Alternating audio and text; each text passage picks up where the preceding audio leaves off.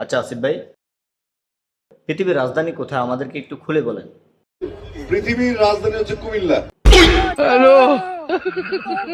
না, এটা আমি বিশ্বাস করি না। নোয়াখালীর শিক্ষা বোর্ড যদিও কুমিল্লায় হয়, কিন্তু এই শিক্ষাটা আমরা নিতে রাজি না। আমরা স্যার জিপিটি জিগাবো, আমার বন্ধু স্যার জিপিটি আছে, ওরে জিগাবো, ও কি বলে আমরা একটু শুনুন।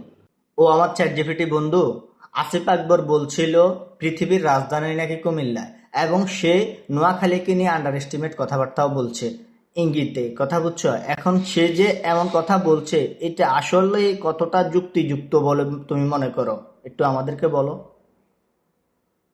আমি মনে করি এমন মন্তব্যগুলো বেশি মজার ছলে বলা হলেও এগুলোর পেছনে কিছুটা সংবেদনশীলতা থাকা উচিত।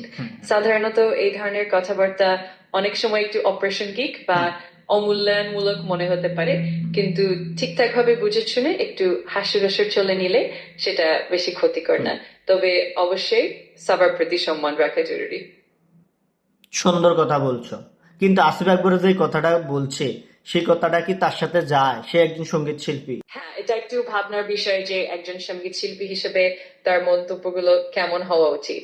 আর অনেক সময় জনপ্রিয় ব্যক্তিরা মজার ছলে এমন মন্তব্য করে ফেলেন যা হয়তো অনেকের কাছে অপ্রত্যাশিত বা অবাঞ্ছিত মনে হতে পারে। তবে সবার কাছেই সম্মান বজায় রাখা এবং সংবেদনশীলতার দিকে খেয়াল রাখা ভালো।